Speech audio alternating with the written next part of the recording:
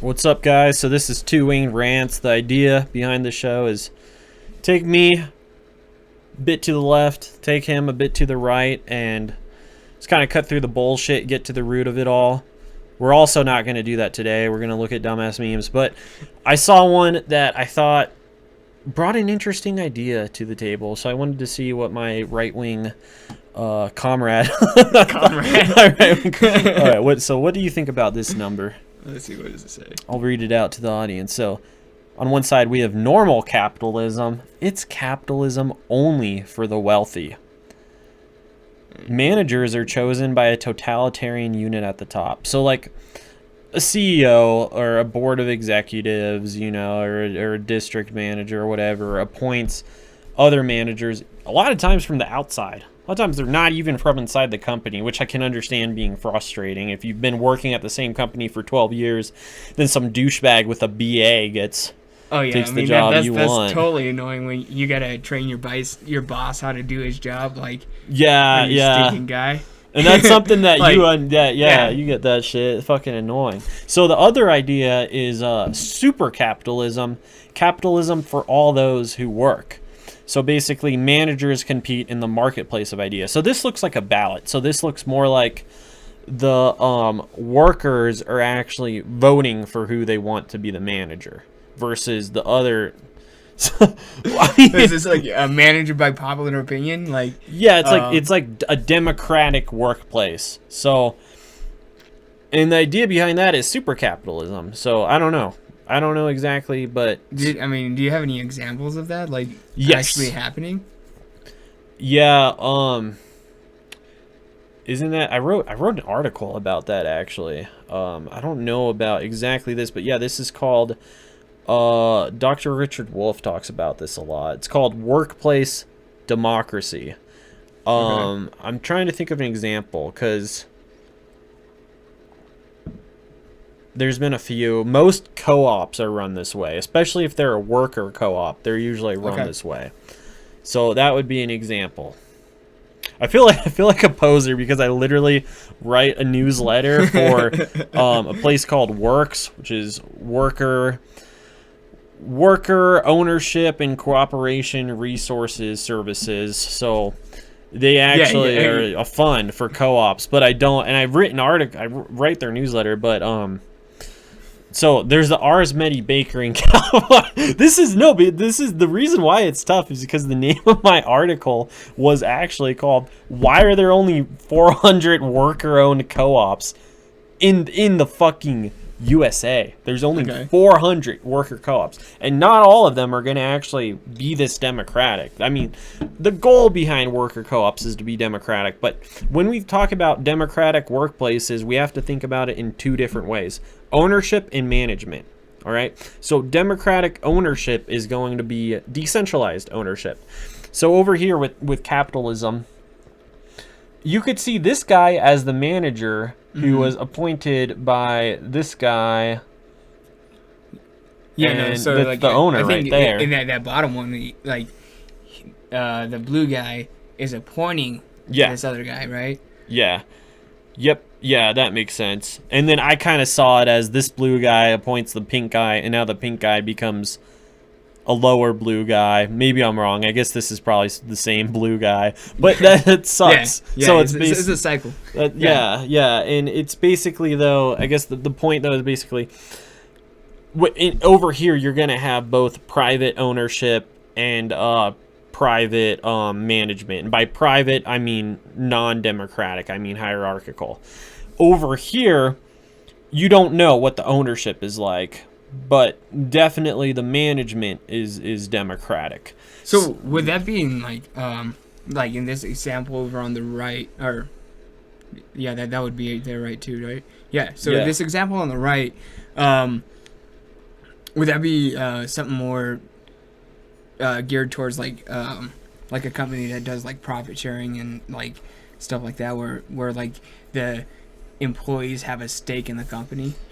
Yeah. So an example I was thinking about telling you, but I didn't, is Publix.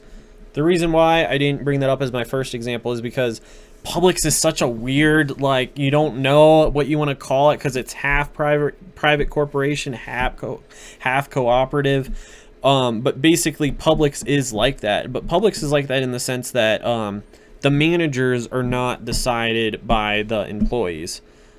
But the employees get the first pick of the stock options.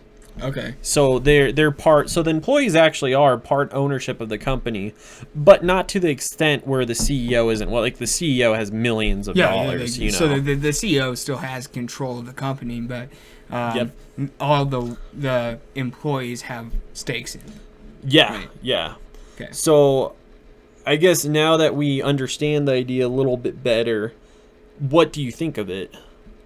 I think the like the more co-op model is a lot better for like the workers and stuff, but if I'm gonna be the owner of the company, I'm probably gonna lean more towards the normal capitalism side, because that puts more money in my pocket. Right. You know. So yeah. And the reason why, I'll just tell the viewer, the reason why this is important to you is because you do kind of have a 6-year plan for starting your own business that you're working towards. Yeah, about 6 years. And I plan on starting my own plumbing company, and then I will be that little blue guy. Yeah, and in order to work towards this 6-year plan, you need to turn down very lucrative jobs in order to get there. I recently turned down a job that was making about $60,000 more than I currently make. So yeah, it was I was thinking about that for a good couple weeks. And you had to turn it down because the experience that they are offering you is not adequate for what you need for getting this certificate to start your own business, right? Yeah. So for those of you who don't know, I'm a plumber. I'm working on getting my master plumbing license. So the company that I was looking at going to work for is a service company, a service plumbing company, and in the state that I live in, the hours that you work for a service company don't count towards your hours needed for your licensing, and I don't have enough hours currently to take the test for my master's license, and I wouldn't be accruing any more hours towards that goal. So I had to turn down that offer so that I can work towards my goal of becoming a master plumber. And for that, I completely understand it. Like, in a perfect world, in, a utopia, like in The Dispossessed by yours, in like your fictional utopia world, I get it. Like, hey, it'd probably be better if all businesses were run this way, and there's not even a business. It's commerce is really just community.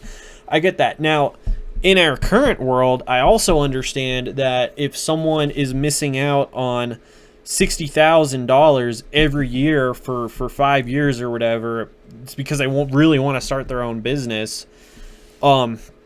It's understood that person would probably get a lot more capital than their workers do, because they had to go through 6 years of fucking turning down money because they needed to get the right kind of training for their certificate. They played it by the books. Now they're going to do their business by the books as well, and your books may be a traditional business, not a co-op model. Yeah. And that I completely... We're also talking about smaller busibusinesses. We're talking about plumbers. You might have only 4 guys working under you. Yeah, totally. So, I mean, even with the company that I work for currently, I believe there's 35 plumbers, and then a couple office staff, secretaries and stuff like that, which is, for a small business, this is pretty big.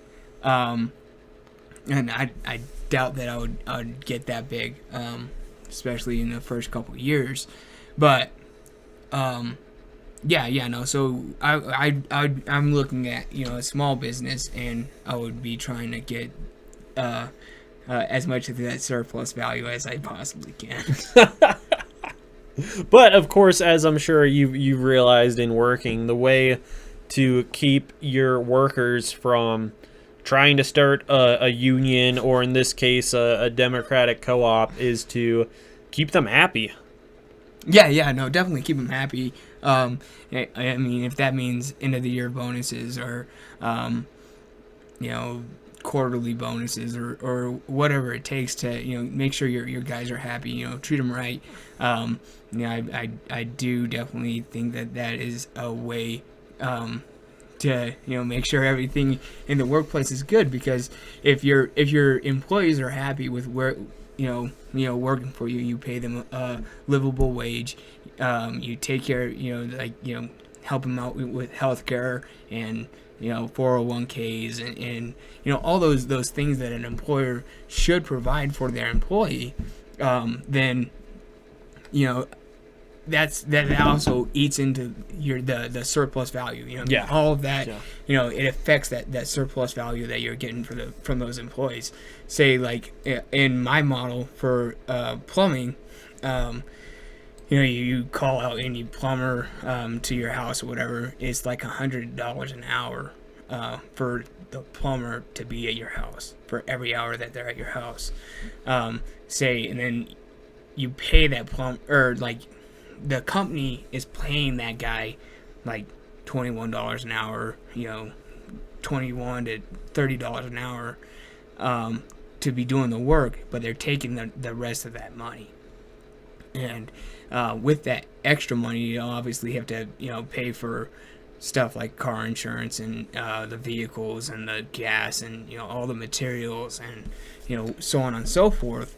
But once all of that's paid, you got the surplus value, and that's what's going into the boss man's pocket. And that's exactly what I would say, though, is that if I'm working for a guy, such as if I'm at a plumbing company, maybe you're my boss and I just started, maybe I've been doing it for 3 years. Either way, you've been doing it for more than twice as long as me, and you're not only did you take the risk on doing the business, but you are the one supplying with materials, especially if I came to you and you're like, I'm like, dude, I've just started doing this, I don't have any fucking power tools, and you're training me and you're giving me power tools, and there's no fucking way I'm asking you for a raise or I'm gonna ask you to unionize. And then after a year I finally start getting it and you give me a $2 an hour raise or something, I'm not gonna be against co-ops, but I'm not going to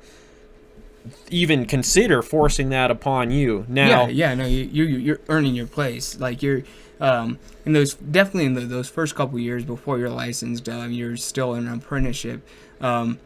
You're earning your spot. Like, you're learning. You're not there to make demands. You're not there to, you know, say like, oh man, this guy he's taking advantage of you or anything. No, he's training you. He had to go through that too.